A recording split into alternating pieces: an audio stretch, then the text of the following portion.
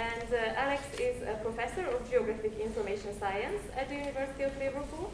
He's Deputy Director of the ESRC Consumer Data Research Center and also the Director of the ESRC Data Analytics and Society Center for Doctoral Training. His research is particularly considers applications of area classification to understand multidimensional socio-spatial structure and how our understanding of this can be developed using modern scientific approaches of, for example, machine learning, GIS science, and quantitative human geography. Alex, the floor is yours. Thank you very much. Okay, thank you for the introduction, and thank you for the invite. Sort of last talk of the day, I'm aware I'm probably keeping you all from having a nice conference dinner and things, so I've got something that's fairly high level, and it's quite applications focused really is what I'm going to talk about today. So to an extent I do feel like a bit of an interloper in this conference in that I don't think I've been to a population geography conference in, I'd probably like to say, best part of a decade actually, and I tend to go to more kind of sort of GI science, GIS focused conferences, but I suppose I did start off as a kind of population geographer, and I was an undergraduate at Manchester, and I did a slightly strange PhD where I was working with the University College Admission Service, and that was very interesting. It was around the time that sort of open data was becoming a thing, but it was actually I had access for my PhD to a very large sort of administrative data set, which got me interested in things that weren't necessarily census data or surveys, and that kind of framed the rest of my career in the orientation of what I've been interested in.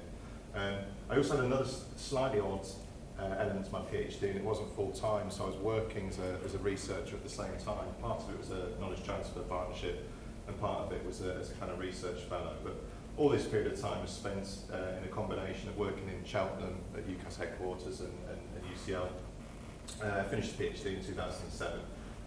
And I transferred to the University of Liverpool in 2010, became chair at some point during this period, and I've been working there ever since. And broadly speaking, I'm very interested in area classification in geodemographics, and that would probably be the main thing I'm interested in, but I do quite a lot of other things as well. I started, doing work around kind of education and inequalities.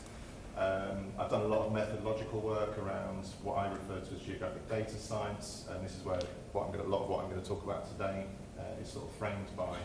And then more recently, I focus a lot of the work on cities and how you can use kind of the spatial data and the information that can generate to kind of make better decisions and policies within urban contexts, and that's what that book about urban analytics is all about. So part of this period of time at the University of Liverpool, I set up this thing called the Geographic Data Science Lab, and that hosts the Consumer Data Research Centre, which some of the work that I'm going to talk about today comes from, and is also one of 4 institutions who are part of a Centre for Doctoral Training, which again is really around external partnership type PhDs with interesting data sets, applying more data science rather than social science methodologies. I'd also say as well, CDRC is not just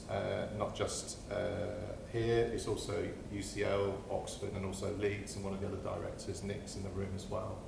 And I'll talk a little bit more about the structure in a second. But essentially my talk today will be a sort of overview of what the Consumer Data Research Centre is. If you're not familiar with it, how you can access some of the data sets that we've got there, and what the model is for getting access to data. And then I've got a couple of case studies. One I think should be quite of interest, I think, based on the talks that I've seen, is around this thing called the linked consumer records. And then I've got a couple of things more within my domain of knowledge around geodemographics. And then I just want to flag an opportunity at the end, actually, which if you found my talk interesting, you might be interested as well, which involves being able to get some money to do things interesting, which everyone likes.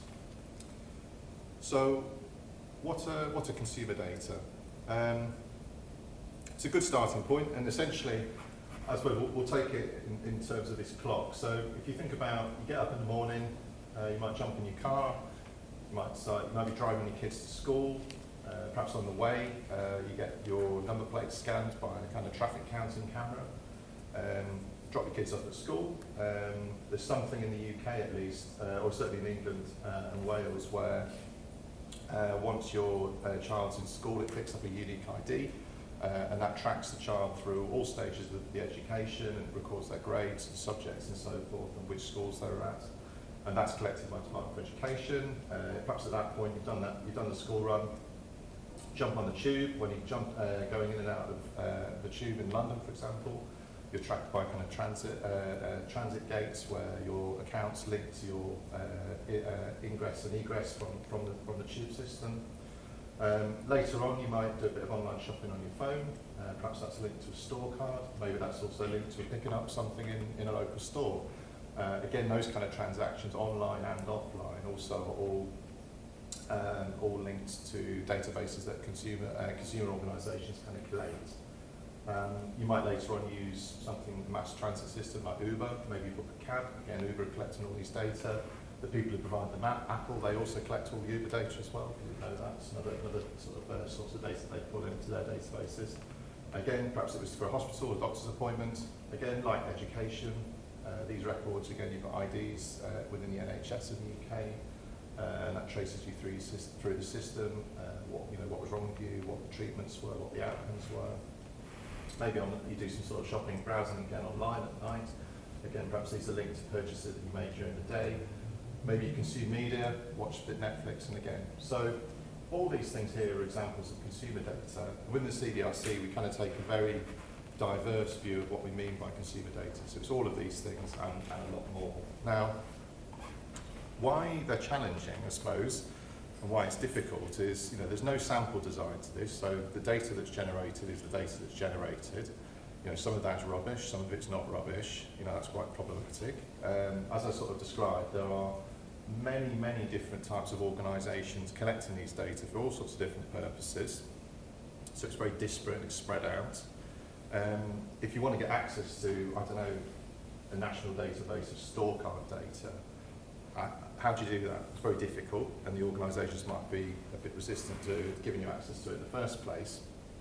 And analysing these data, because they can be absolutely massive, very complicated, can take a lot of time and be very difficult. So why bother? That seems like a lot of work. Would you not be better just getting a survey, fitting some models of a survey and getting some results? And maybe you would, maybe you wouldn't. But one thing that consumer data can do is they can tell you things you don't otherwise know. So it can be completely new insights, or they can be very complementary to things that you can do with traditional sources. So this is an example. And as I say, I'm trying to keep this fairly high level and pepper it with some examples of things that we've done in the real world with some of these data. So the Cabinet Office approached this at the start of the pandemic. If you remember on television when Boris was doing it, almost ex-Prime Minister, I should say, was doing his daily briefings, there was these mobility statistics, and they were very interested in how mobility was changing within cities relative to the interventions that they kind of put in those particular points in time. So this is, one of the data sets in the CDRC is bike share schemes. So all of the bike share schemes in the UK, we collect the data, we've collected it for the best part of the decade. And it's the only database source with that collated nationally as far as I know. And we can use that to create statistics about use during any period of time you like between now and a kind of decade ago. So this is actually just the AM commuting period, so roughly when people would be using bikes to go to work. And these dots essentially are use over these particular points in time to April and October during the first wave of the pandemic. These lines here are where lockdown happened. So you can see actually, if you remember, people started being sensible before the government acted. So actually people didn't go to work because it wasn't very sensible. And then we had a lockdown, people definitely didn't go to work because it was all shut. And then if you remember, there was this period where we were asked to kind of look out for COVID if we could see it and avoid it if we could. And that was this stay alert period, but things were opening back up at that point. And you can see a very steep drop off, lockdown, and then slowly sort of gradual back to normality almost, although it's still not back to what it was because people's patterns have changed now. And these data fed into those national statistics that you saw on television. if we weren't collecting these data, and they're not administered, they're not collected by anyone else as far as we know, you wouldn't have had those statistics, or I don't know, Google had provided them using an app or something else. But it's telling you something you otherwise wouldn't know, and I think there was quite a few powerful examples of consumer data used during the pandemic, and this was, I think, one of them. I should say, actually, there's various URLs, and there's some QR codes which link off to URLs and things if you're getting bored, you can go and have a look at as you go through. But this one just takes us to this dashboard. We've got a dashboard, and you can actually look at what today's rates of use are on that. And again, it's just updated every day. So that's the kind of, if you like, that's the kind of context for the CDRC and why we're doing it. And there is a St Andrews connection in this, and that it was originally funded by the ESRC in 2014, but it was an initiative set up by Paul Boyle when he was the head of the ESRC. Obviously, he was an ex-geographer of St Andrews, and he set up there was the Administrative Data Network, which was kind of phase one of this big data network, which is now ADR UK. And then there was this Big Data Network 2, which was the second phase, which was CDRC. Strangely, there's sort of two CDRCs. There's one which is Oxford, Liverpool, and UCL, and there's one which is Leeds, but we're both CDRC externally. And then there's UBDC, which is in Glasgow. And there's a centre which isn't running anymore, which was also in Essex as well. And the idea was to try and resolve some of these issues. And I suppose to summarise what the issues are in this space, if we've got data owners who are the people who've got all this really interesting data, now their challenges, I suppose, are around things like the data, they want to keep it secure, and they know because, well, for good reason, it's if it leaks, there's a risk of sort of negative consequences in the press about data leaks and those types of things which could damage their business and their business loses value. There's other types of commercial sensitivity that if your competitors get your data, what could they do to leverage market share and improve the value of their company? And then, of course, there's the kind of the more mundane issue that every time you give data to someone, you have to go through a load of legal hurdles with the user to set up legal agreements. And again, that takes a lot of time, isn't expensive. From the user perspective, as I sort of set off, if you don't know who to ask to get data, you're not going to get any data. And there's never, if you want to get Tesco data or something like that, there isn't an address or an email you can ask them for it. So how do you get access to the data? You don't know what data are out there. So as I said, what data has Sainsbury's got? I don't know what it is. You wouldn't know what it is because it's not written down anywhere. And there might be all sorts of interesting things that they have that might be useful for your particular research. So there's this, there's a challenge around data discoverability around what data there are. And then, as I said, there's this kind of analytical challenge. These data can be quite voluminous and difficult to use. They might need methodologies to access them and process them which aren't necessarily in the tool set of social sciences normally. So that's, again, another kind of barrier. And then also, like the organisation, you've got to be the other side of that legal contract as well to set that up, and that takes time, or is not necessarily available to you. So there's a whole range of challenges. But as I said, and I hope I highlighted, there's a whole range of benefits as well. So for the data owners, I suppose these are things that we've kind of learnt over time working with stakeholders, people who want to access data and people who've got data. Quite a lot of people like the idea of working with institutions because it's an element of corporate responsibility and it can offer sort of good promotion opportunities for them. There can be elements of knowledge exchange, so there can kind of be an innovation gap where they know they've got a problem. The institution, the external partner organisations, the universities might have solutions to those problems, and the partner organisations want the opportunity to be able to work with a company to actually deliver that piece of knowledge exchange. And then the other thing, which actually was surprising to us, is we get a lot of interactions with different companies because they want pathways to recruit people. Because actually recruiting people, particularly in data science, is very expensive. Often has to go through agencies, or there's other kind of fees involved for finder's fees and things like that. And if you can get a kind of direct pipe into a kind of good master's program where people are even experienced using your data, we found that's actually a very kind of attractive benefit for people to engage with CDRC. From the user's perspective, You know, you can basically use these data to tell you things that you won't know from any other data source because they're just different. You can actually have real world impact, particularly on sort of knowledge exchange projects, which can be good for you in terms of things like REF in the UK. And there's also partnership innovation potential where, you know, small engagements can lead to kind of bigger programs and a more involved partnership and knowledge exchange activity. So we've got a model where, and this is the thing I'm always at pains at to try and articulate in the bids for funds to keep the CDRC running, but for the data owners, you can't just walk in there and say, can I have the data please? And they won't just give it you. It takes a very, very long time to build up the trust with them. And I'll talk a little bit about the model in a minute, but it's a very long process. We've been, I mean, if I count back to probably I started working with some of the partners around the time of my PhD, it's going to be 15 to 20 odd years by the time the CDRC funding's finished that we've been working with these same people. And you know, all these people at these organisations all change around different organisations and things, so it's not just a one-to-one relationship, it's a network. So that takes a lot of time. That's actually very important for data owners so that, you know, they trust you. Really important, I think this goes for any kind of innovation project, people need a motivation for engagement. So it's no good me just walking and saying, can I have the data please? I've got a boring research project, but I'm really interested in it. They're not interested in that project. So you've got to find these kind of points of harmonisation, and you've got to have mechanisms where there's some productive set of interactions between you know, internal and external partners. And then the other thing, which is again a bit boring but is really, really important, is the assurance side of it. So you need to have the legal agreements sorted out, and you need to have a data service that's secure. From the user side, again, the data security through the data service. The users want it to be secure because they want to not feel like they've got any risk using your service.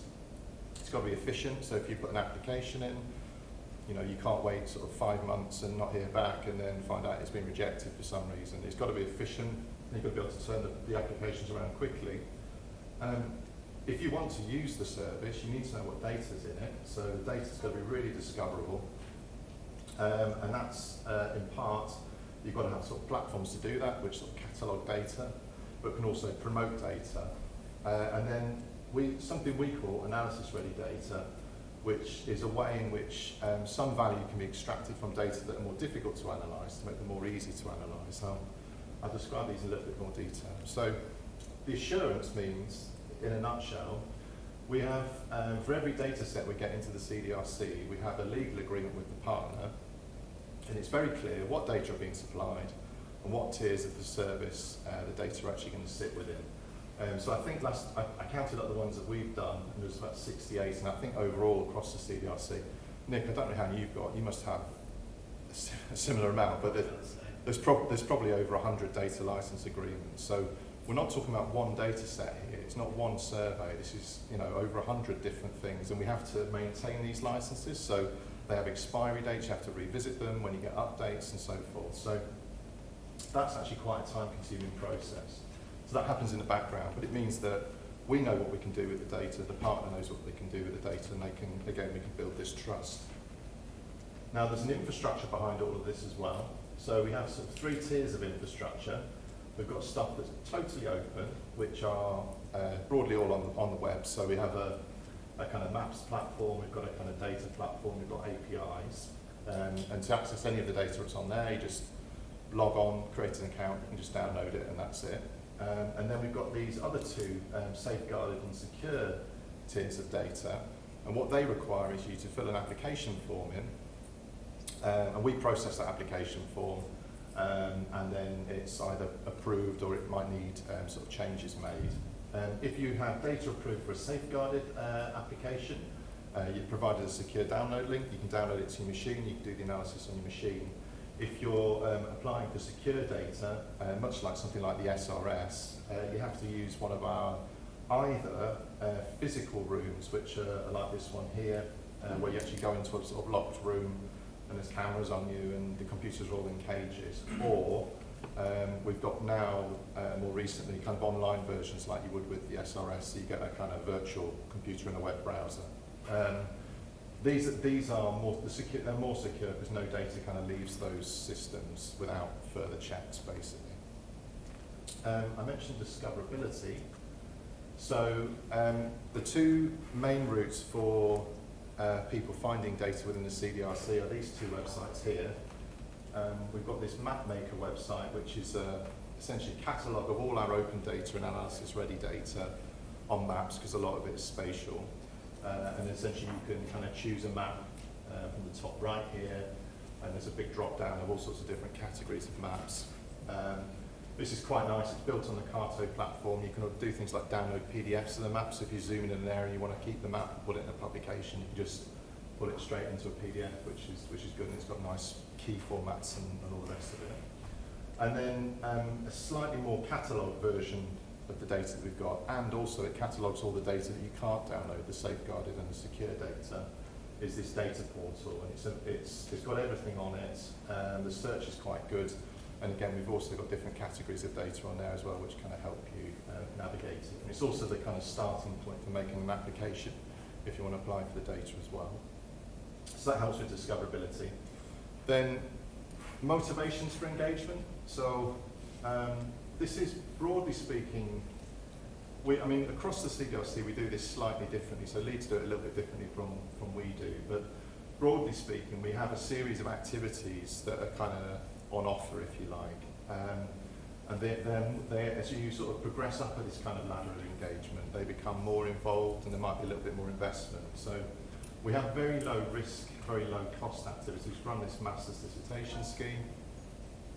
We collate projects from external partners. Essentially we act as a kind of CV broker for people doing master's dissertations. Collate them all together, we package these CVs up, we send them to the data partners who've advertised these projects, and they choose a student from these, and we have a kind of, we do a sort of annual competition, and there's a prize giving, and the students get to give a presentation. We used to do it at the Royal Society. I think we're doing it at the University of Oxford next year. And because that's been running for almost a decade now, because we started doing that before the CDRC existed, there's actually quite a nice alumni network, and some of these people who've been involved in these projects now work for the companies and actually becoming data providers, so it's kind of a nice self-reinforcing kind of system that we've got. And then we do things like events, we have like data partner forums, we do lots of training workshops. Some organisations want to work with us a bit longer, so they do sort of PhD projects, can be 3 or 4 years, and that might be around some sort of new data set that gets ingested into the service. And then occasionally we get interesting projects that sort of come in where we use some of the internal resource of the CDRC to work with an external partner. Again, usually on the understanding of, we'll help you out with this sort of knowledge exchange project, but we'd like some of that data to go back into the service so other academics can kind of benefit from it. And we've done all sorts of stuff around sort of more commercial applications around sort of failed deliveries and why vans can't go down particular streets and things, through to, I was telling Nick the other night, an interesting one came in around citizens' advice just last week, which hopefully will happen, where they're getting increasing footfall in their stores, which are on high streets. Previously, all for the pandemic, because obviously they've been shut, it's all been online and on telephone, and they kind of assumed that would continue, but actually it's flipping back, so people are not using those channels as much and are now walking in. And they don't really understand that geography at all, so we're going to hopefully help them out with some of that work. And then, as I say, once you've done all these projects and established these relationships, we do these sort of data sharing agreements. Data comes into the service and available elsewhere. And then actually we've had other kind of collaborative projects where we've worked specifically with an external partner to deliver a new data set. So an example of this was we worked with a company called Local Data Company, where we used some funds of the CDRC to ingest and develop a new sensor network which went around, I think it was like 1,500 retail centres around the UK, and it was collecting footfall data from all those retail centres. So that was kind of a bespoke data collection, much the same as if you commissioned a survey, but it's kind of working at a slightly different, with slightly different technology. So these are kind of, this is what I say, I think you've got to have structure like this to actually get partners interested, and I think academics too often just go and tell you what your problem is without actually listening what their problems are, and it's finding those intersections and a mechanism to make those things happen.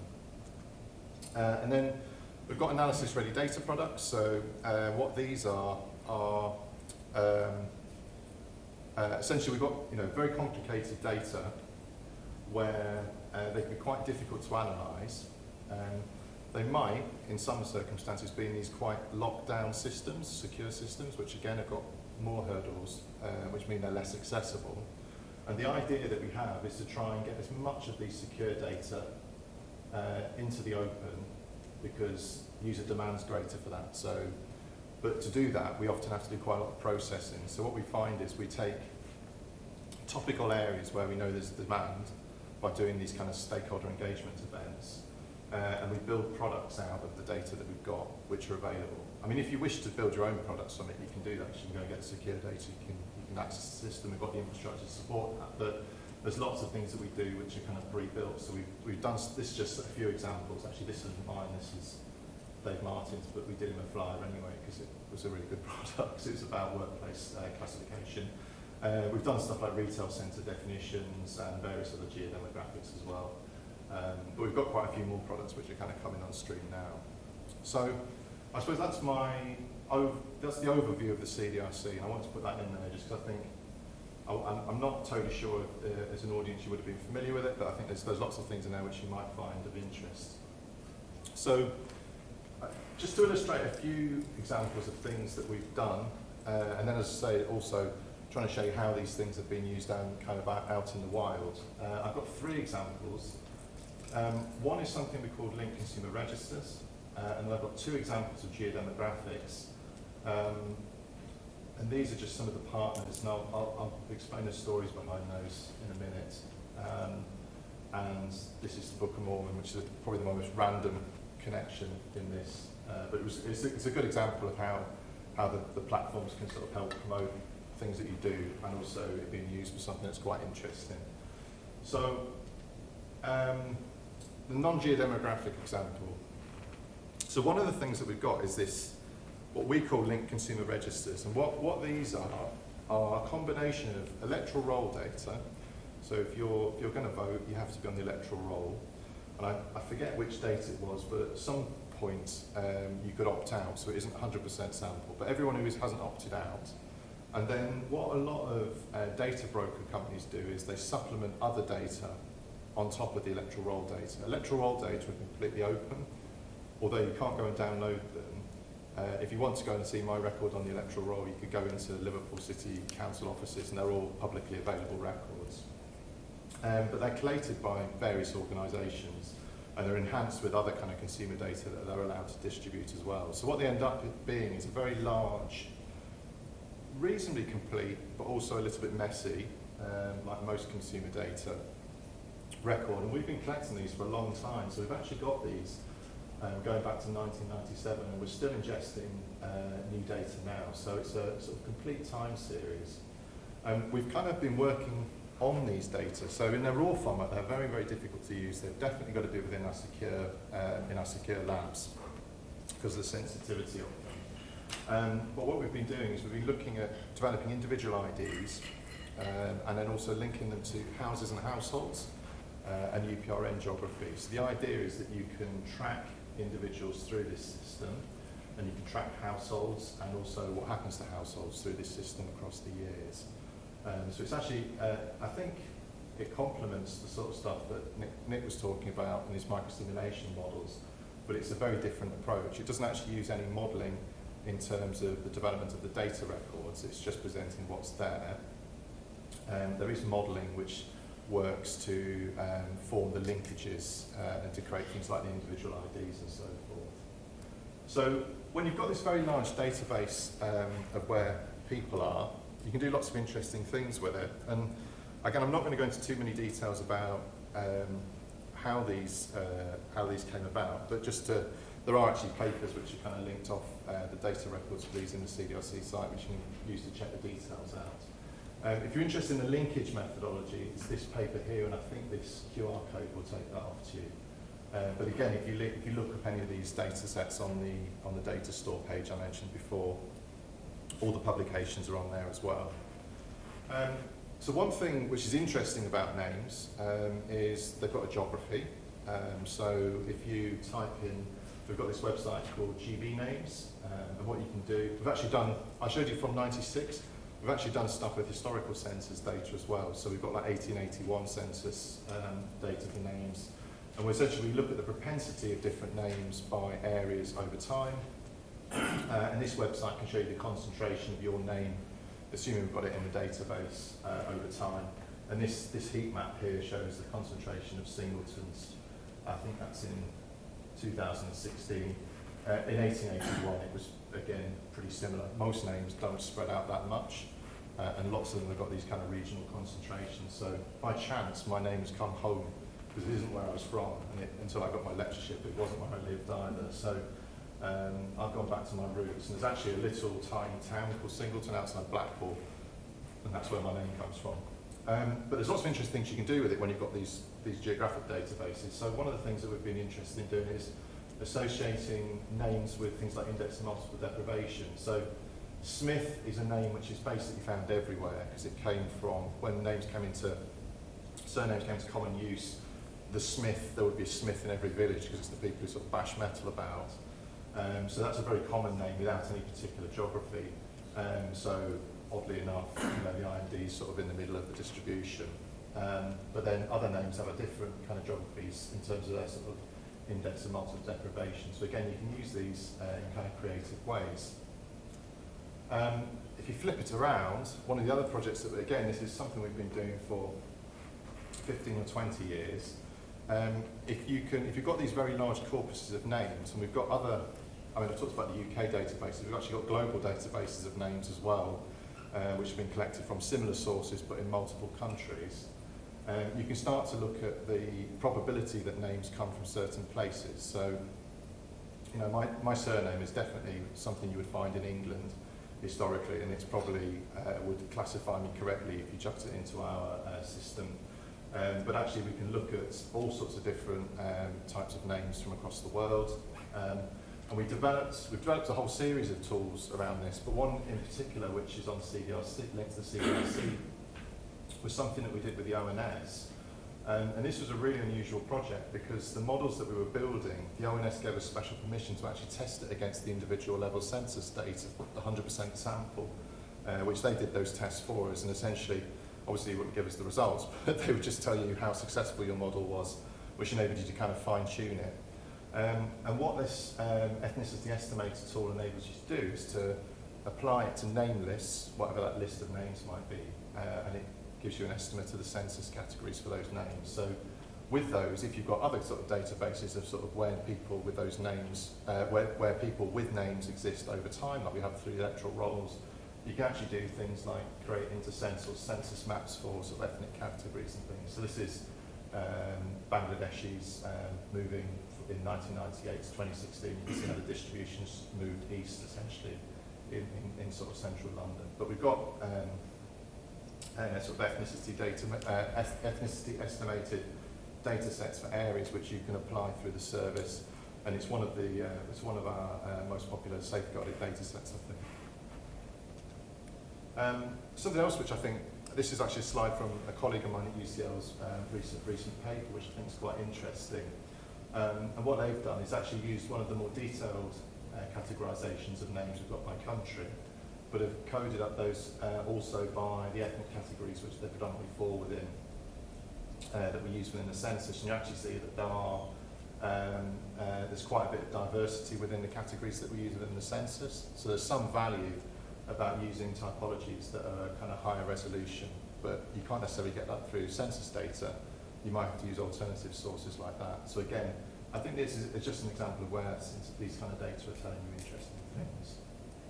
And then as I said, I'm going to try and pepper a couple of examples of just working with external partners. So with NHS in Wales in the pandemic, at the start of the pandemic, we weren't recording ethnicity on health records. So when people were getting COVID, we knew nothing about their ethnicity. We just know it was a person at an address, and they tested positive, and then there was a series of outcomes, whether they'd been hospitalised, whether they had to go in intensive care, or whether they sadly had died.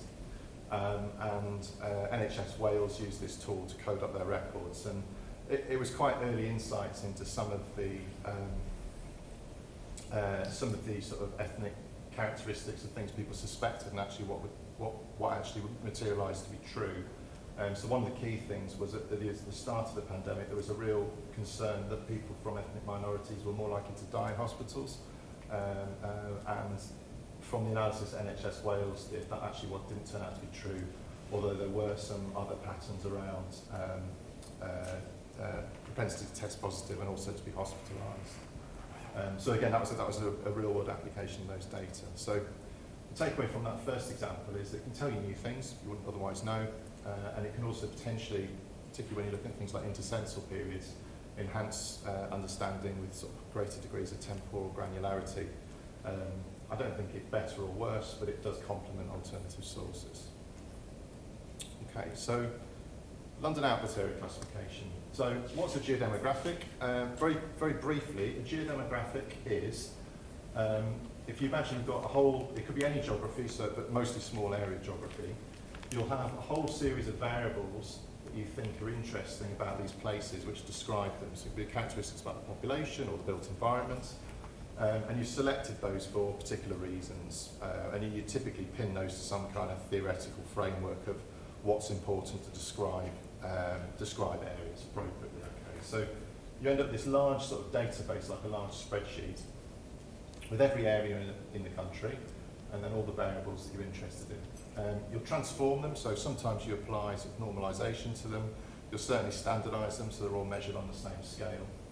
Apply something like cluster analysis, and then typically you describe them to give, you know, the names to these groups that sort of come out the other end. And basically what happens in all a geodemographic does, it says, of all the areas in the country, you know, what's the most sensible grouping of those? What, you know, which areas are most similar? And the algorithms that you can apply essentially work that out for you. It's a computational method. And then the description is a bit more where the kind of artistic license comes in and how you kind of describe those groups by appending extra data to them. Now, the London output area classification is a classification which was only built for London, and it's based on something called the output area classification, which is something we developed after the last census with the ONS, which classifies all the areas in the UK.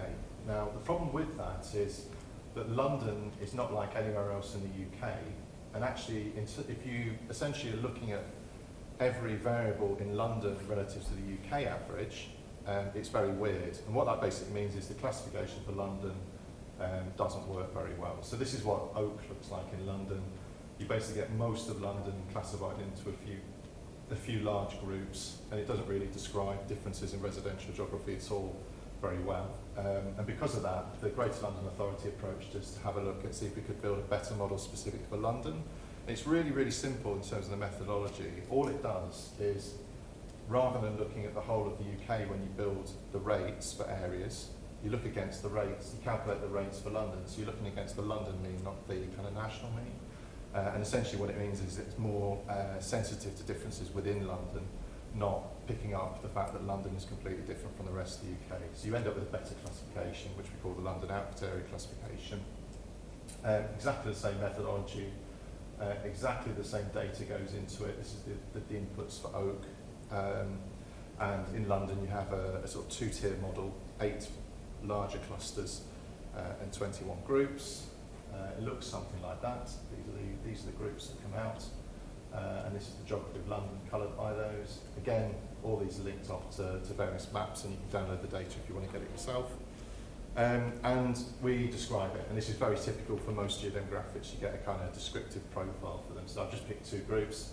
This is urban elites, and this is quite affluent areas. The geography of these groups are mostly around central London, although you see them appear all over London as well, because London's quite a patchwork of different types of areas which can be in kind of close proximity to one another. This is mostly sort of affluent young professionals that live here. If you compare it to this second group here, the high density and high rise flats, some of these areas are in similar geographic space, but they've got very different characteristics. It's, broadly speaking, much more ethnically diverse, and also tends to be more deprived in these areas as well. So geodemographics, broadly speaking, produce these kind of descriptive clusters of areas, and they characterise built environment and the people who live within those areas. So that's what we call it kind of, although it's bespoke for London, it's general purpose. It's a general purpose classification. It's got no particular purpose. You could use that for anything from looking at school admissions to hospital admissions to a commercial application. Now, the Transport for London were involved in the project because there was an advisory group associated with it. They wanted to take it a little bit further, and they had a series of data which they've got quite a large rolling survey. It says, I think it's around 8,000 households a year, and it talks about travel demand, so types of travel choices and motivations for those choices. And they did a kind of a more bespoke segmentation survey as well. And by having the geodemographic as a base, they could append this on and they could provide extra descriptive detail for it. And what they essentially did in this project is kind of remix the London output area classification groups into something that was more specific to transport choices. And that map ends up being a little bit like this. This isn't actually online anywhere, but there is, that QR code takes you to the report where this comes from, and it details the methodology and the data which went into it. And these are all the groups that came out at the end, and they partly describe the types of people who live in those areas. But specifically, when you actually get to the descriptive profiles, talk more about the types of transportation that they're using, and also, and this was the really important bit, although this is actually a group which does a lot of active travel, the motivations for changing sort of choices of travel. So if you were in an area which is sort of dominated by cars, you know, what are the things that you could do to change people's sort of modes of travel?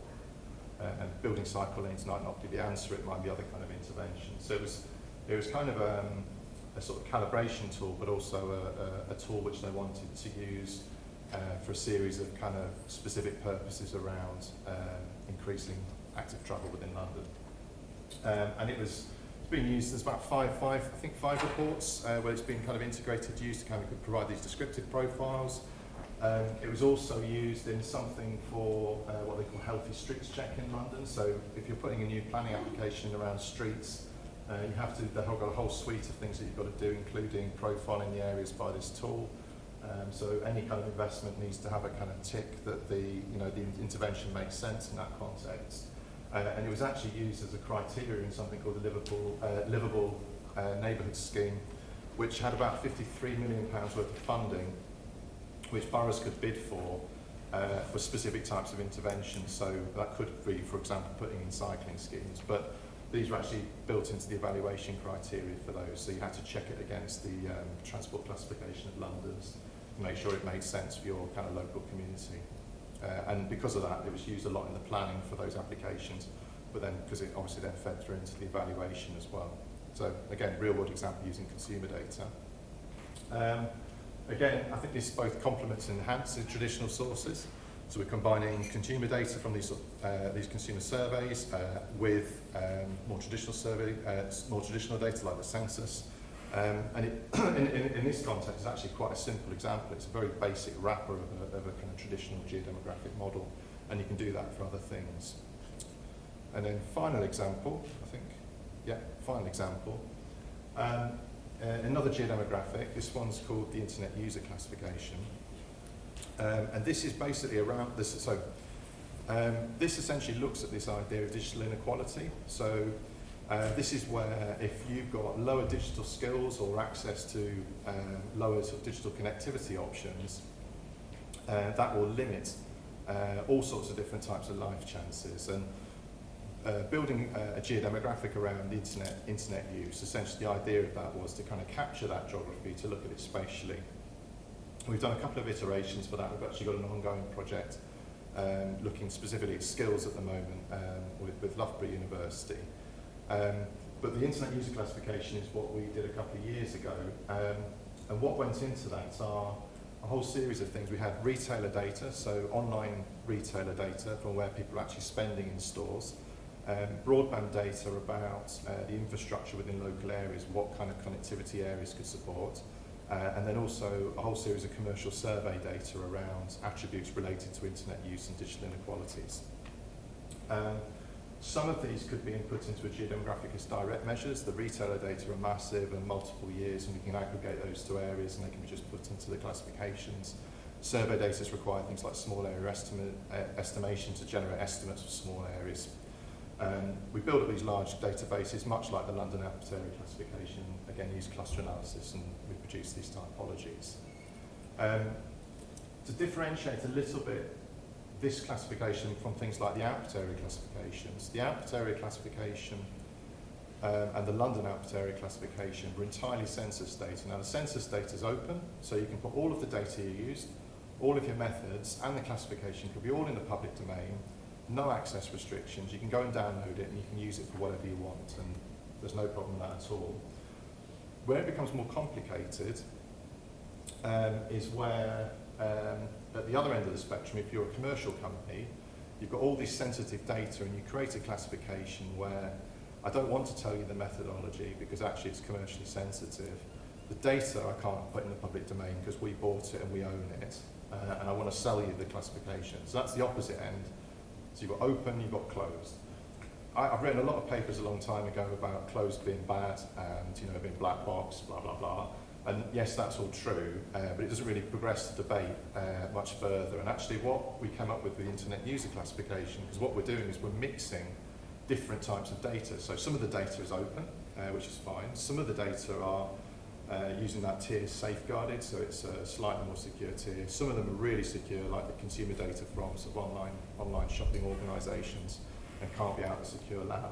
And I came up with this idea of a hybrid geodemographic where essentially what you do is you have the infrastructure to bring all of that data into a secure lab, and you can process it and you can build your typology within the secure lab, and you can produce the output, the geodemographic, that you can take out of the secure lab and you can put it in the public domain. But all the raw data and the sensitive stuff stays in the secure lab. But the advantage of that, although that's not completely open, I would say it is reproducible because all the code to produce that classification can remain in the secure lab. If you want to go and have a look at the Internet User Classification methodology and all the input data, you can fill a form in, and you can go into the secure lab and you can go and have a look at it, and you can read all the analysis and it's all there. And that was the idea of hybrid geodemographics. It remains reproducible, but because for very, very good reasons these data are sensitive, and commercially sensitive and personally sensitive, you don't put those out in the public domain. And the output of that is something like this. This is again the MapMaker website, URL down there. And you get this sort of patination of different groups, and they're all coloured here. And each one of those is represented by a different classification type. You can zoom right into your local area, and you can search by postcode and all sorts of things. And just a couple of things why I think this is quite interesting. This was an example where I really wish they'd used the classification. So if we remember Dominic Cummins, remember his face? Quite popular a couple of years ago, right? But Dominic Cummins had this great idea to build this COVID app, so again, in the first wave of the pandemic. And the app would essentially give you alerts when you've been sort of in contact with people who had COVID. And it was based on Bluetooth technology, which was a terrible idea in the first place. It was also a terrible idea to test it in the Isle of Wight, which looks geographically like a good idea. It looks a nice closed system with not many sort of flows in and out, which is great. Apart from the fact, if you look at the internet user profile for this area, and this is sort of the main populated area in the Isle of Wight, no one really uses technology there. They're not very engaged, and they're probably not that interested in this. And again, when the stuff came out, I checked all this out, and it indeed is a kind of very low uptake rate. So these types of tools are useful if you know about them and you use them, and I wish they had, and it would have been probably a more successful example, but the technology would have never worked anyway, because it was a bad idea. So that's where something could have happened that would have been useful. This is where something happened and was useful and was used. So the other element of these platforms and having this infrastructure, which is why infrastructure is really important, is yes, it provides these secure facilities, but as I said earlier as well, it provides this ability to find out what data is available, which is both, I can search, I'm interested in particular variables, but you've got these maps, and maps are popular, and they always get sort of pushed around social media, and lots of more people see the stuff that you've got. So I got an email out of the blue from the marketing director of the Book of Mormon show, which I won't go too much into the details of what the show's about, you can look at it yourself, but It's quite controversial, but also incredibly popular, and it's a massive show, and it's run for years. And it started in Broadway, and it's had London. I think it's one of London's longest running consecutive shows or something. It's huge. But so he took a screen grab and he'd drawn this map in PowerPoint, sorry. And these dotted lines here, I can't quite remember what they were, but essentially what he was saying was these dotted lines are where all their customers from all the years of Book of Mormon live. And there was basically a really good visual correspondence between where these consumers live and the classification categories that come out of the Internet User Classification. If you look at the kind of demographic profile of them, there's a reason for it, but there's also the way in which they do their marketing is quite digitally orientated. And it's kind of a blend of those two things. But essentially, it was a very, long story short, it's a very good tool for picking out where they should be marketing their sales to get increasing number of patrons to the show. So this was all very interesting. This is where the show is now. When we spoke to them, it was just in London, and they were about 6 months off starting to do a regional rollout. And this was really very nerve-wracking for them, and why they were looking for information, because they'd only been in Broadway and London. They've made, millions and millions of pounds, have been incredibly successful. They're very nervous that no one would want to go and see it when they went. Their first show was in Manchester, went to Manchester, and they knew how marketing worked in London, and they knew how marketing worked in New York.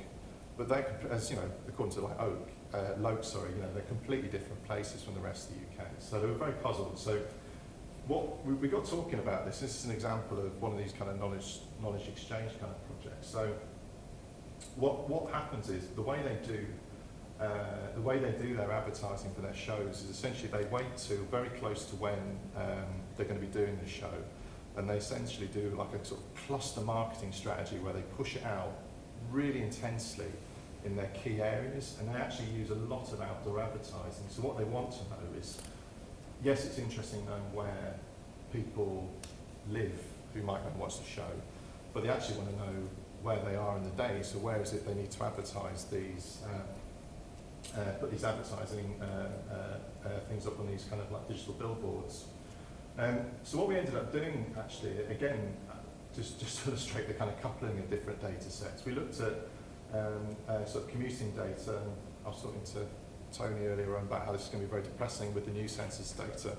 This was the old census data about the flows of where people go. So essentially we built a model of flow of commuting, but then we also weighted those flows by the propensity for those people probably to be also interested in the Book of Mormon. So this is just this is actually after Manchester. This is when they went to the northeast.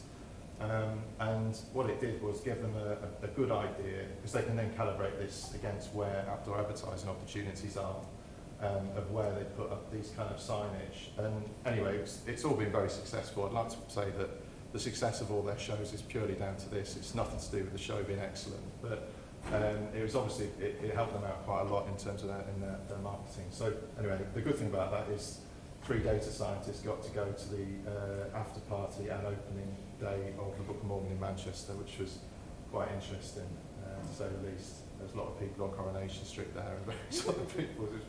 It was a slightly odd evening. But again, it's a very good example of kind of how you can kind of bring these things together. So I think, again, illustrates the point that it can tell you things that you otherwise wouldn't know. It can be very complementary to traditional sources. It can enhance things you know, and I think you can tell an interesting story through those data.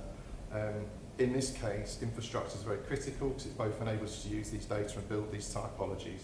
But importantly, if we didn't have these maps platforms and it just didn't have to be floating around the internet, the person who actually would be really find these data really useful would never have come across it. So again, these platforms help with the discoverability, which means these things can happen. So 2 more slides and I'm done. I suppose to conclude, I would say,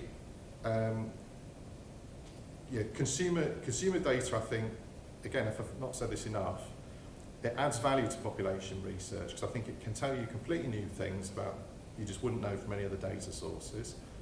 By combining it with traditional data, it can also complement them. It doesn't replace them, but I think it can add additional value to them.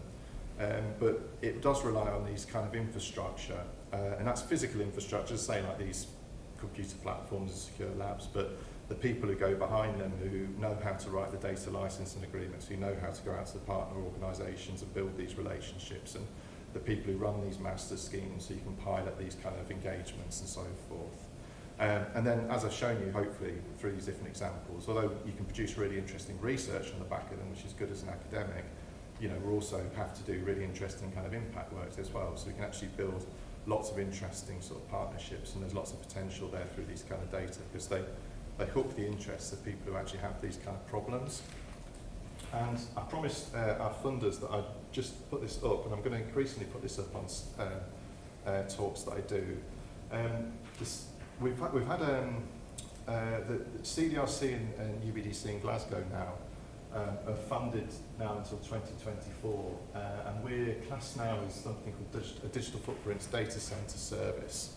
And essentially, we're offering the types of services I described at the start of the talk. There's a few other interesting things that are going to happen. The thing I've highlighted in red might be of interest because it involves institutions getting money. There's something called a Digital Footprints Accelerator Scheme, and that's going to be a series of sort of shortish grant opportunities that you can apply for to work in partnership with one of the digital footprints data services.